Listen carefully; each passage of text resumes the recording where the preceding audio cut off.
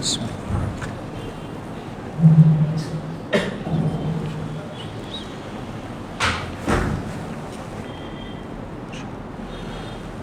اللہ الرحمن الرحیم۔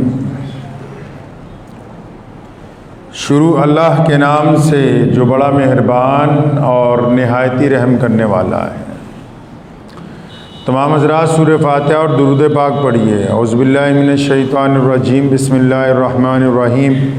الحمدللہ رب العالمین، الرحمن الرحیم، مالک یوم الدین، ایاک نعبد وإياك نستعين، إياك نعبد وإياك نستعين، إياك نعبد وإياك نستعين، اهدنا الصراط المستقيم، صراط الذين أنعمت عليهم غير المغضوب عليهم ولا الضالين، آمين۔ اللهم صل على محمد وعلى آل محمد كما صليت على إبراهيم وعلى آل إبراهيم إنك حميد مجيد۔ اللهم بارك على محمد وعلى آل محمد كما باركت على إبراهيم وعلى آل إبراهيم إنك حميد مجيد۔ رمضان المبارک کا آج پہلا جمعہ ہے اور ماشاءاللہ پوری دنیا میں فرزندان اسلام پیارے نبی حضرت محمد الرسول اللہ صلی اللہ علیہ وسلم کے حکم کے مطابق اس عبادت کو انجام دے رہے ہیں۔ عبادتیں الگ الگ طریقے کی ہوتی ہیں۔ کچھ عبادتیں ہوتی ہیں جو دل کو سکون دیتی ہیں، کچھ عبادتیں ہوتی ہیں جو انسان کے قلب کے اندر تسکین نازل کرتی ہیں، کچھ عبادتیں ایسی ہوتی ہیں جو اللہ سے اپنی بات منوا لیتی ہیں۔ روزے میں یہ ساری خصوصیات ایک ساتھ ہیں، کیونکہ روزہ جو ایک عبادت ہے یہ عام عبادت نہیں ہے، یہ اسلام میں انقلابی عبادت ہے۔ یعنی ایک ایسی عبادت جو انسان کے مزاج میں انقلاب برپا کر دیتی ہے، فوراً تبدیلی لے آتی ہے۔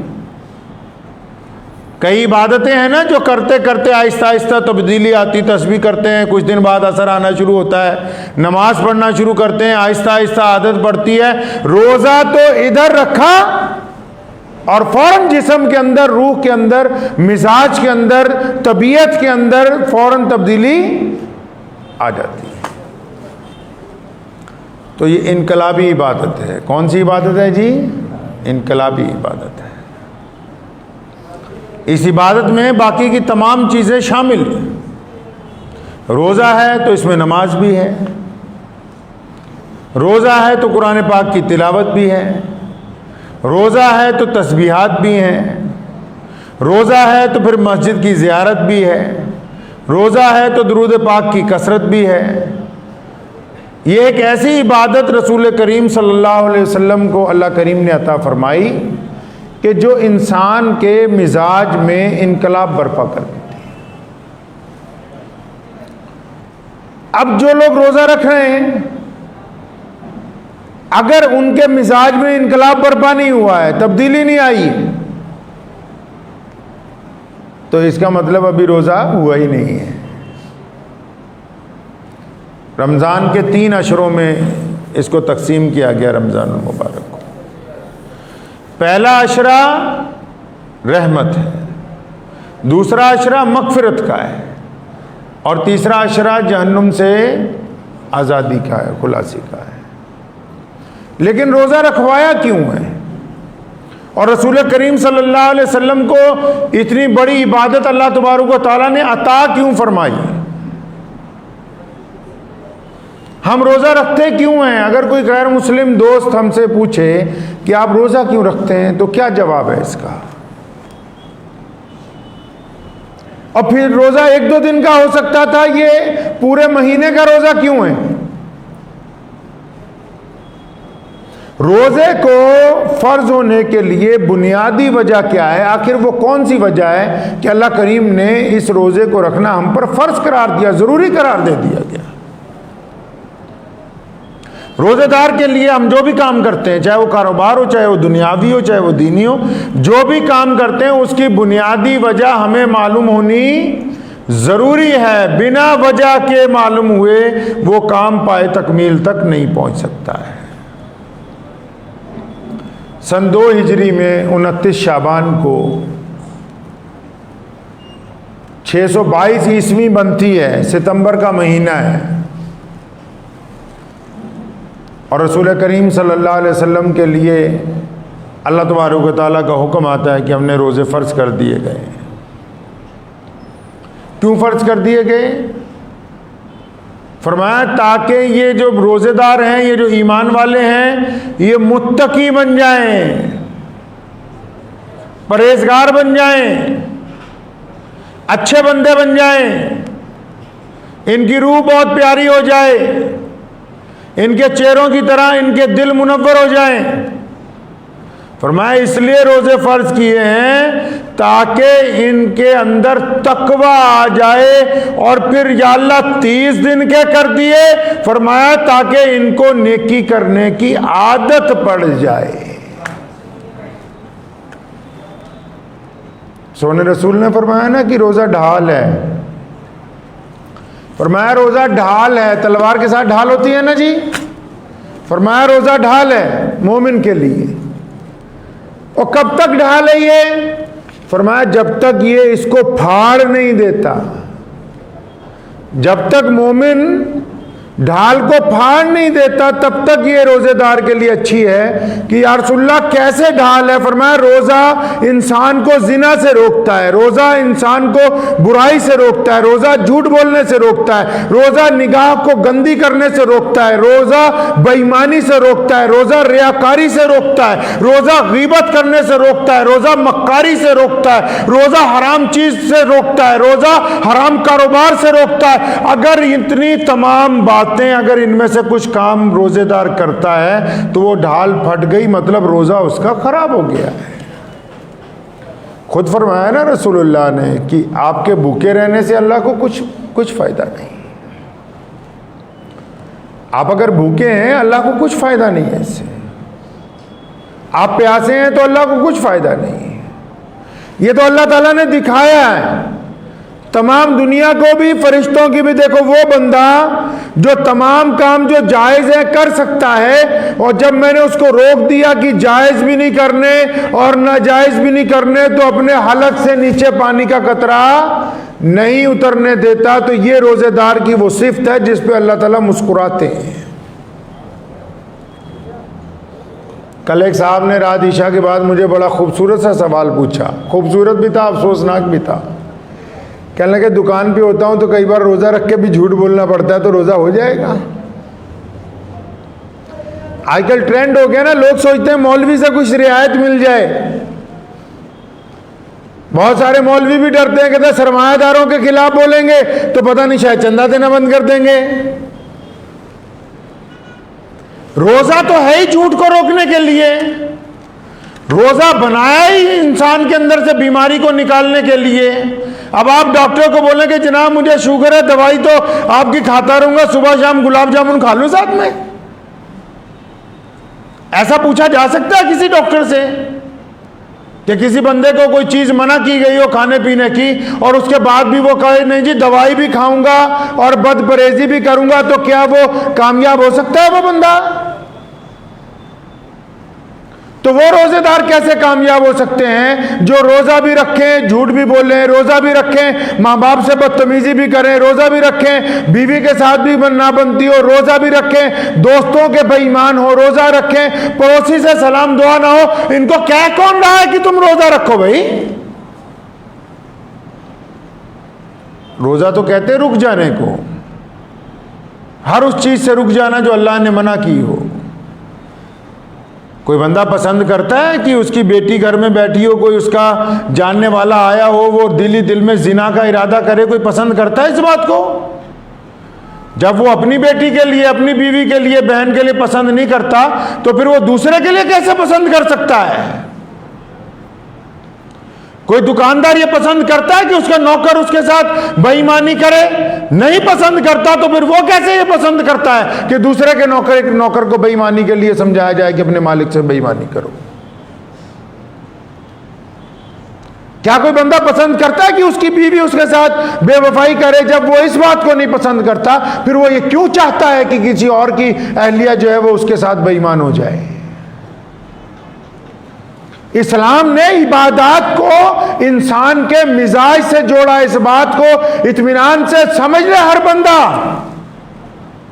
اسلام دولت کا مذہب نہیں ہے. آج پوری دنیا میں سب سے بڑا مذہب اسلام ہے. پوری دنیا کا کوئی ایسا رنگ اور نسل کا بندہ بتاؤ جس میں کلمہ لا الہ الا اللہ محمد رسول اللہ پڑھنے والے نہ ہو. تو یہ کیسے ممکن ہو گیا بھائی؟ یہ صرف چندے سے ممکن ہو گیا ہے؟ صرف لڑائیوں سے ممکن ہو گیا؟ پاور سے ممکن ہو گیا؟ یہ ایسے ممکن نہیں ہوا. رسول اللہ صلی اللہ علیہ وسلم نے انسانوں کی تعمیر کی. کس کی تعمیر کی جی؟ انسانوں کی تعمیر کی ہے. روزہ ایک انقلابی عبادت ہے. ادھر روزہ رکھا, مزاج میں انقلاب برپا ہو جاتا ہے کہ آج میں نے سارا دن بھوکا رہنا ہے, آج میں کسی سے ناراض نہیں ہو سکتا ہوں, آج میں کسی سے ٹھگی نہیں مار سکتا ہوں, آج میں کسی سے زیادتی نہیں کر سکتا ہوں, آج مجھے ہر ایک بندے سے نرمی سے پیش آنا ہے. روزہ رکھنے کے بعد آنکھیں جھک جاتی ہیں, روزہ رکھنے کے بعد زبان میں مٹھاس پیدا ہو جاتی ہے. اسی کا نام تو روزہ ہے. روزہ دار جب مسجد میں آتا ہے اور اس کا گناہ ایسے جھڑ رہے ہوتے ہیں جیسے سوکھے پتوں کو آگ لگا دی گئی ہو, اور اللہ تعالیٰ اس عبادت پہ اپنے بندے پہ فخر کرتے ہیں. عبادتوں میں اگر کوئی عبادت ہے جس پہ اللہ بندے پر فخر کرتے ہو, جس پر یہ کہتے ہو کہ دیکھو میرے اس بندے کو کہ یہ صبح سے شام تک رکا ہوا ہے تمام برائیوں سے, بھوک سے, پیاس سے, اپنی بیوی سے رکا ہوا ہے, تو اللہ تعالیٰ فخر کرتے ہیں اس بندے کے اوپر. تمام عبادتوں میں روزہ ایک ایسی عبادت ہے صرف. اور سونے رسول حضرت محمد رسول اللہ صلی اللہ علیہ وسلم نے ہمیں سکھایا ہے کہ روزہ ہمیں پورے سال کے لیے تیار کرتا ہے. ہم رنگ روگن کرتے ہیں نا, پورے سال گھر چمکتا رہتا ہے. کوئی کام کرتے ہیں سال میں, کوئی گاڑی کو ورک شاپ میں بیچتے ہیں کہ دوبارہ تیار ہو جائے, تو یہ مہینہ ہماری ورک شاپ کا مہینہ ہے. بچوں کو کیمپنگ کے اوپر بھیجتے ہیں کہ کوئی سیکھ کے آئیں گے, یہ ہماری کیمپنگ کا مہینہ ہے. افسران کو ٹریننگ پر بھیجتے ہیں کہ ان کو پتہ لگے لوگوں سے معاملہ کیسے کرنا ہے, یہ ہماری ٹریننگ کا مہینہ ہے. اس مہینے میں نہیں سیکھیں گے تو پھر کب سیکھیں گے بھائی؟ اس مہینے میں اکرام مسلم نہیں آئے گا تو کب آئے گا؟ ایک بات نوٹ کر لو, پلے سے باندھ لو اطمینان سے. جس کو روزہ رکھ کے بھی غصہ آتا ہے نا, روزہ رکھ کے بھی جو اکڑتا ہے, روزہ رکھنے کے بعد بھی جس کے ماں باپ کو اس سے ڈر لگتا ہے, روزہ رکھنے کے بعد بھی جو بے ایمانی نہیں چھوڑ رہا, روزہ رکھنے کے بعد بھی نماز نہیں پڑھتا ہے, روزہ رکھنے کے بعد بھی لوگوں کو زنا کی نگاہ سے دیکھتا ہے, روزہ رکھنے کے بعد بھی جھوٹ بولتا ہے, لکھ کے لے جائیے دل کی تختی پر, ایسے بندے کا روزہ ہو ہی نہیں سکتا, ہو ہی نہیں سکتا. کسی کی روزہ نہیں ہے اس کا, اس کو غلط فہمی ہے کہ میں نے روزہ رکھا ہے, وہ بھوکا اور پیاسا ہے, بس روزہ نہیں رکھا ہے اس نے. اور کچھ لوگ ایسے بھی ہیں جو سوچتے ہیں کہ پنجاب میں رہ رہے ہیں, روزہ رکھے نہ رکھے, کسی کو پتہ لگے نہ لگے, کسی کو پتہ لگے نہ لگے, وہ اللہ وحدہ لا شریک جو ایک پتھر کے اندر بند کیڑے کی خبر رکھتا ہے, جو دلوں کا حال جانتا ہے, اسے پتہ ہے کس نے روزہ رکھا ہے اور کس نے روزہ نہیں رکھا, وہ جانتا ہے. کس کو دھوکہ دینا چاہتا ہے؟ بندہ کس کو دھوکہ دینا چاہتا ہے؟ اللہ کو دھوکہ دینا چاہتا ہے یا اپنے آپ کو دھوکہ دے رہا ہے؟ جو لوگ ریاکاریاں، بدگمانیاں اور بےایمانیاں کر رہے ہیں، وہ کس کو دھوکہ دے رہے ہیں؟ وہ رشتہ داروں کو دھوکہ نہیں دے رہے، وہ کاروبار میں سامنے والے کو دھوکہ نہیں دے رہے، وہ اللہ تبارک و تعالیٰ کو دھوکہ نہیں دے رہے، وہ اپنے آپ کو دھوکہ دے رہے ہیں، خود دھوکے میں ہیں، کیونکہ یہ دھوکہ ایک دن ان کی طرف لوٹ کر آنے والا ہے، یہ کہیں نہیں جائے گا ان کو چھوڑ کے، یہ جائے گا نہیں کہیں چھوڑ کے ان کو۔ روزہ بھی رکھا ہو تو مزہ تب ہے کہ روزے دار کے مزاج میں نرمی آ گئی۔ روزہ رکھا ہو مزہ تب ہے کہ رات کو اٹھ کے اللہ تعالیٰ کے حضور عبادت کرتا ہو کہ یا اللہ جو خطائیں، جو لغزشیں مجھ سے ہو گئی وہ معاف کر دیں۔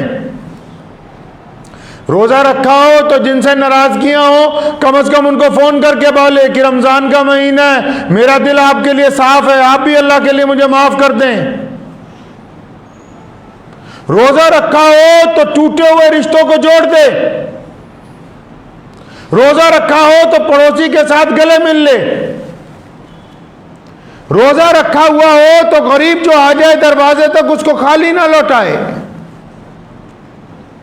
روزہ رکھا ہوا ہو تو اذان کے بعد کاروبار چھوڑ کر اللہ تعالیٰ کے حضور دوڑتا ہوا پہنچ جائے۔ تو روزے کا لطف تو تبھی ہے کہ جب روزے کے تمام تقاضوں کو انسان پورا کرے گا۔ اگر تقاضے پورا نہیں کرے گا تو رمضان کے روزے رکھنے کا کوئی فائدہ نہیں ہے۔ بہت سارے لوگ تراویح نہیں پڑھتے ہیں، جمعے میں دیکھیے ہزاروں لوگ، اور تراویح پڑھنی ہو تو، اور بہت سارے لوگ چاہتے ہیں 6 دن میں ہو جائے، کچھ چاہتے ہیں 3 دن میں معاملہ نپٹ جائے۔ تو آپ کس کو دھوکہ دینا چاہتے ہیں؟ میں پوچھتا ہوں کئی لوگوں کو، بھئی کس کو گمراہ کرنا چاہتے ہو، کس کو بیوقوف بنانا چاہتے ہو کہ بھئی ہمارا کام 2-4 دن کے اندر چل جائے؟ زندگی تمام عمر کی چاہیے، عزت تمام عمر کے لیے چاہیے، صحت تمام عمر کے لیے چاہیے، اور قرآن صرف 6 دن سننے کے لیے کوئی حافظ چاہیے؟ بندہ اللہ تعالیٰ سے وفاداری کا اظہار کرتا ہے جب روزہ رکھتا ہے۔ وہ روزہ رکھتے ہوئے نیت کرتا ہے صبح کو کہ میں نے روزہ رکھا کس کے لیے؟ اس اللہ کے لیے روزہ رکھا۔ کس کے لیے؟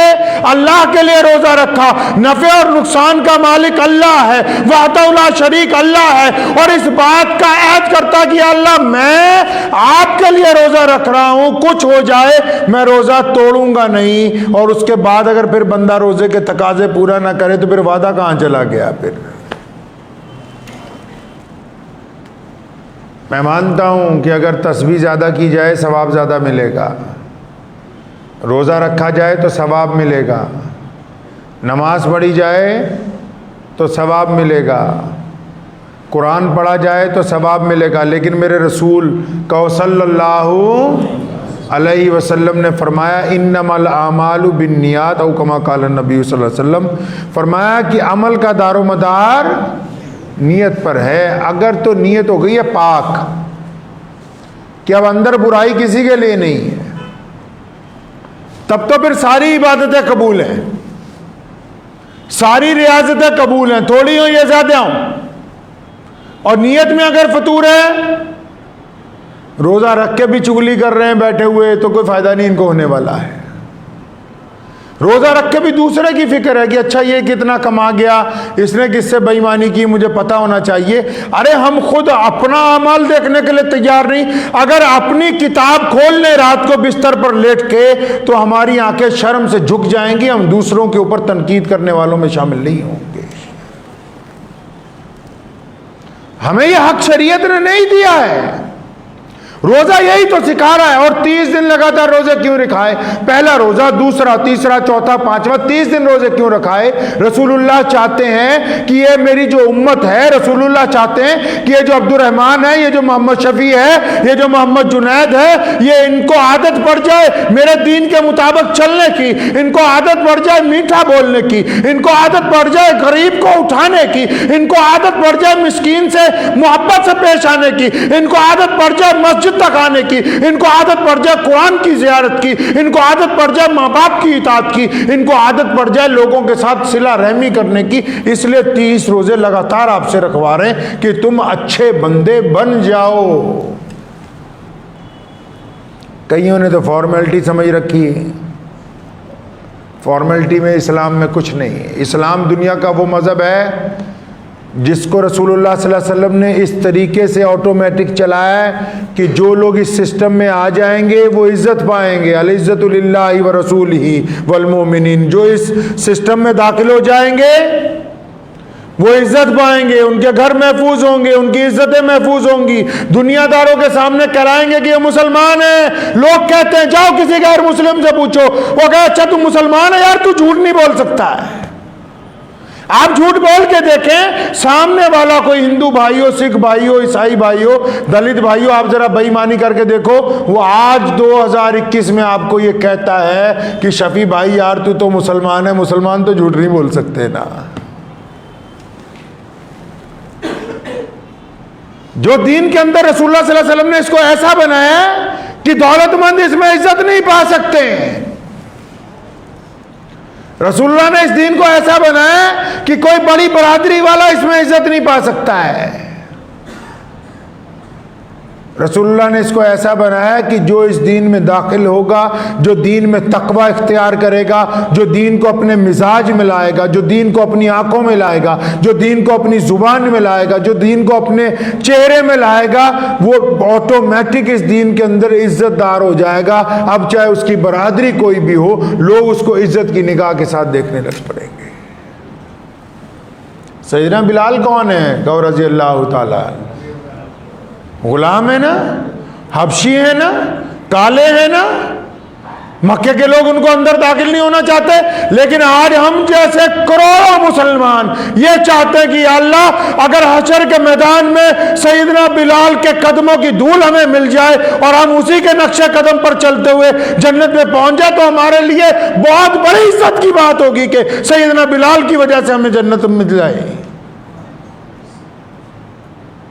تو عزت کس نے دے دی؟ کیا چودراہٹ نے دے دی؟ کیا سرمایہ داری نے عزت دے دی؟ کیا بادشاہی نے عزت دے دی؟ نہیں, عزت تو محمد رسول اللہ صلی اللہ علیہ وسلم کے دین کے اندر ہے. سیدنا بلال نے اس کو اپنے نس نس میں بسا لیا. آج دنیا کے بڑے بڑے گھرانے, بڑے بڑے مسلمان سیدنا بلال رضی اللہ تعالیٰ عنہ کا نام لینا اپنے لیے عزت کی بات سمجھتے ہیں. ان کا نام لینا ہم اپنے لیے عزت کی بات سمجھتے ہیں. جن کو ابو جہل کہتا تھا یہ غلام ہے, جن کو امیہ مارتا تھا, جن کو عتبہ کہتا تھا اس کی ذات برادری بڑی نیچی ہے, جن کو ابو لہب کہتا تھا یہ کالا ہے, آج ان کا نام لینا مسلمانوں کے بڑے سے لے کر چھوٹے لوگ تک, مسلمانوں کے شیخ الحدیثوں سے لے کے حرم کے امام تک, آج بلال رضی اللہ تعالیٰ عنہ کے روضے پہ کھڑا ہو کے سلام پیش کرنا اپنے لیے عزت کی بات سمجھتے ہیں. تو پتہ لگا کہ عزت تب ملے گی جب آپ محمد الرسول اللہ صلی اللہ علیہ وسلم کے سسٹم. اس بات کو سمجھیے اطمینان سے کہ روزہ انقلابی عبادت ہے, یہ ہمارے میں تبدیلی چاہتا ہے. روزہ ہم میں تبدیلی چاہتا ہے میرے بھائی. اگر روزہ رکھ کے تبدیلی نہیں آ رہی, وہ روزے دار جھوٹ بول کے مال بیچ دے گا, یہ ممکن نہیں ہے. روزے دار کو خود سوچنا چاہیے کہ ہم کہاں کھڑے ہیں, کیا کر رہے ہیں ہم, کیا ہمارے لیے جائز ہے, کیا ہمارے لیے ناجائز ہے. اطمینان کے ساتھ آپ کے دروازے تک کوئی پہنچ گیا. محمد رسول اللہ رمضان جب شروع ہوتا تھا, امی عائشہ رضی اللہ تعالیٰ عنہ فرماتی ہیں کہ ہوا کم تیز چلتی تھی, محمد رسول اللہ اس سے زیادہ تیزی کے ساتھ لوگوں کو پیسے, لوگوں کو چیزیں, لوگوں کو کھانے پینے کی اشیاء بانٹتے تھے. فرمایا ہوا اتنی تیز نہیں چل سکتی جتنی تیزی سے محمد رسول اللہ صلی اللہ علیہ وسلم لوگوں سے فیاضی فرماتے تھے. تو رمضان المبارک کا یہ پہلا جمعہ ہے. ابھی ہماری لاٹری لگی ہوئی ہے بھائی, 27 روزے پڑے ہیں. کتنے پڑے ہیں جی؟ 27 پڑے ہیں. کچھ نہیں نقصان ہوا ہے ابھی. اب یہ 27 روزے محمد رسول اللہ صلی اللہ علیہ وسلم کے حکم کے مطابق چلنے چاہیے. چلیں گے جی انشاءاللہ رسول اللہ کے حکم کے مطابق. روزے دار کے لیے کیا حکم ہے کہ پہلے تو نیت دل میں پاک ہو کہ نفع اور نقصان کا مالک کون ہے جی؟ اللہ ہے. اور محمد رسول اللہ کے علاوہ ہم بات کسی کی نہیں مانتے, تو جو رسول اللہ نے کہا ہے وہ روزہ دار کرے گا انشاءاللہ تعالی. اب روزہ رکھ کے کیا کرنا ہے؟ روزہ رکھ کے فجر کی نماز جماعت کے ساتھ ادا کرنی ہے. روزہ رکھ کے فجر کی نماز جماعت سے ادا کرنی ہے، نماز کے بعد قرآن پڑھنا ہے، قرآن جن کو نہیں پڑھنا آتا دوسرے کے پاس بیٹھ کے سننا ہے، جن کو سننے سنانے والے لوگ نہیں بیٹھ کے تسبیح کرنی ہے اشراق کی نماز تک، اس کے بعد آپ اپنے بستر پر جا کے آرام کر سکتے ہیں۔ اور کیا کرنا ہے روزہ دار کو؟ روزہ دار کو ماں باپ کا کہنا ماننا ہے۔ اگر وہ آپ سے ناراض ہیں تو روزہ رکھنے سے پہلے ان سے معافی مانگنی۔ ماں باپ اگر ناراض ہیں روزہ نہیں ہوگا، ہدیہ دے کے کسی مولوی سے کروا لینا ہوگا نہیں،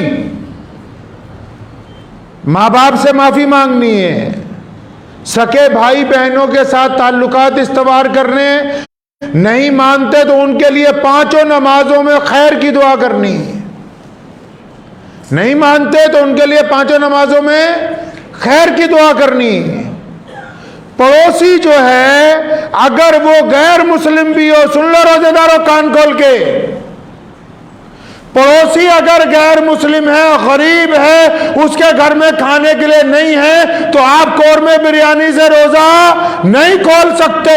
اگر پڑوسی بہت مجبور ہے، بہت زیادہ مستحق ہے آپ کی مدد کا، تو سکے بھائی سے پہلے ہمیں اپنے پڑوسی کی مدد کرنی ہے۔ جو خود کھائیں گے وہ اپنے پڑوسی کو کھانے کے لیے دیں گے انشاءاللہ تعالی۔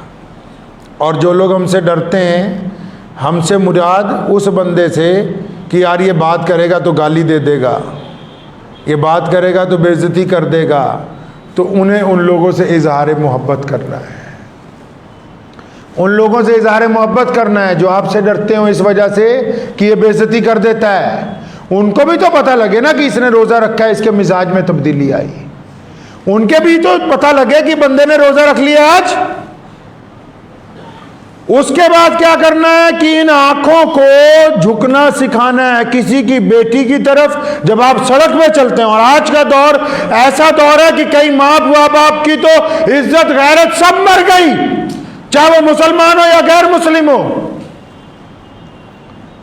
آج کے دور میں کئیوں کی تو عزت غیرت ایسے مر گئی کہ بہن بیٹیاں بدترین گندا لباس پہن کے بھی اگر سڑک پہ ہوں تو ان کے ماں باپ کو غصہ نہیں آتا ہے۔ میں تو حیران ہوں، وہ کہتے ہیں کہ میاں بیوی دونوں مہذب ہیں، اب ان کو غصہ نہیں آتا کیونکہ انہیں پردہ نہیں آتا، انہیں غصہ نہیں آتا۔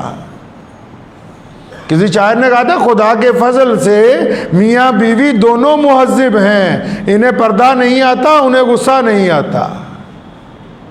تو خیر اسلام نے یہ کہا کہ عورتوں کو پردہ کرو، لیکن ان سے پہلے مردوں کو کہا، عورتوں سے پہلے مردوں کو کہا کہ اپنی نگاہیں نیچی کر لو۔ صرف عورتوں کے اوپر ذمہ داری نہیں ڈالی معاشرے کو پاک رکھنے کی، مردوں کو کہا اللہ تبارک و تعالیٰ نے رسول اللہ صلی اللہ علیہ وسلم کے ذریعے کہ یہ عورتیں جب لمبا چوڑا برقع پہنتی ہیں ان مردوں کو بھی بتا دو کہ اپنی نگاہیں نیچی کر لیں۔ تو روزے دار کے اوپر کیا ذمہ داری ہے کہ جب باہر سڑک پر نکلے تو آنکھوں سے زنا نہ کرے، روزہ ٹوٹ جائے گا۔ سڑک پر کوئی غریب ٹکر گیا، وہ آپ کے آگے ہاتھ پھیلا رہا ہے اللہ کے لیے، تو اس کو خالی نہ لوٹائیں، اپنی ہمت کے مطابق اس کو پیسے دیں۔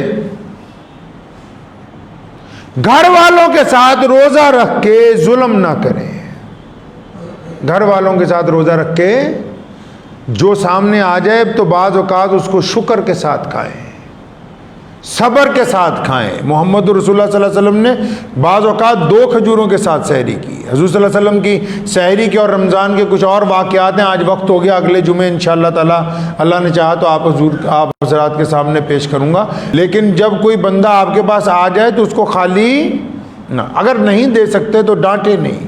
قرآن نے کہا ہے کہ یتیم کو مسکین کو ڈانٹو نہیں، اللہ نے فرمایا ہرگز مت ان کو ڈانٹنا، ان کو نہ ڈانٹیں۔ پھر اپنے مزاج کے اندر تبدیلی لائیں کہ یار میرے میں فلاں عادت گندی ہے وہ میں چھوڑ دوں۔ اگر آپ کچھ ایسا کریں گے تو یہ روزہ قبول ہو جائے گا، کریں گے انشاءاللہ تعالی۔ یہ تو ہمیں پتہ ہے نا جی اپنے اندر، کئی مولوی کے پاس آ جاتے جی ایسا ہوا تھا کہ حلق سے پانی نیچے اتر گیا تھا، روزہ ٹوٹا تو نہیں ٹوٹا، یہ نہیں کہتے کہ جی فلاں کی بیوی سے ناجائز تعلقات تھے میرا روزہ ٹوٹ گیا کہ نہیں ٹوٹا، کہ جی دکان پہ 200 روپے ناجائز کسی گراہک سے لے لیے روزہ ٹوٹا کہ نہیں ٹوٹا۔ اس جو اللہ نے یہ میٹر لگایا ہر بندے کے دل میں، کہاں؟ یہاں چھاتی میں لگایا ہے۔ اگر ضمیر زندہ ہے تو آپ خوشی منائیں کہ آپ کلمہ لا الہ الا اللہ محمد الرسول اللہ پڑھنے والے ہیں، اگر ضمیر زندہ ہے۔ اور اگر یہ مر گیا ہے تو اسے رمضان میں زندہ کر لیں۔ کسی کو گولیاں کھانے سے طبیعت ٹھیک نہیں نہ ہوتی، ڈاکٹر کے پاس جاتے ہیں نا، وہ بار بار گولیاں دیتا ہے، طبیعت ٹھیک نہیں ہوتی، پھر وہ کہتا ہے کہ ٹیکہ لگا کے دیکھ لو شاید ٹھیک ہو جائے گی، تو ٹیکہ لگانے سے بھی طبیعت ٹھیک نہیں ہوتی، پھر گلوکوز لگا کے آپریشن کرتا ہے۔ تو یہ وہی مہینہ ہے کہ جن کی طبیعتیں ابھی تک ٹھیک نہیں نہ ہوئی ہیں، دو چار بڑوں کی باتیں سن کے طبیعتیں ابھی تک ٹھیک نہیں ہوئی نماز پڑھنے کے باوجود، طبیعتیں ابھی تک ٹھیک نہیں ہوئی تسبیحاں کرنے کے باوجود، یہ انقلابی مہینہ ہے، یہ طبیعت ٹھیک کر دے گا 100%۔ یہ 100% آپ کی طبیعت ٹھیک کر دے گا انشاءاللہ تعالی۔ اپنی طبیعت کو ٹھیک کریں گے جی انشاءاللہ۔ اپنی ان عادتوں کو بدلیں جن کی وجہ سے لوگ آپ سے دکھی ہیں، اس عادت کو بدلیں جس کی وجہ سے ماں باپ آپ سے دکھی ہیں، اس عادت کو بدلیں جس کی وجہ سے آپ کی بیوی آپ سے تکلیف محسوس کرتی ہے، اس عادت کو بدلیں جس کی وجہ سے آپ کے پڑوسی آپ سے دکھ محسوس کرتے ہیں، ان عادتوں کو بدلو جس کی وجہ سے لوگ آپ سے دور ہیں۔ اور اللہ نے کہا کہ اے موسیٰ یہ بندے میرا کنبہ ہیں، اور رسول اللہ نے کہا کہ ان بندوں سے اللہ 70 ماہوں سے زیادہ پیار کرتا ہے، اور اگر کسی بندے کو اللہ کو راضی کرنا ہے تو اللہ کے بندوں کے ساتھ محبت کرنا شروع کر دے تو اللہ آپ سے راضی ہو جائے گا۔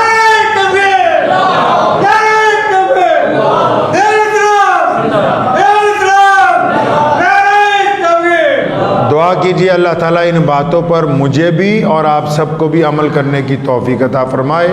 وآخر دعوانا ان الحمدللہ رب العالمین۔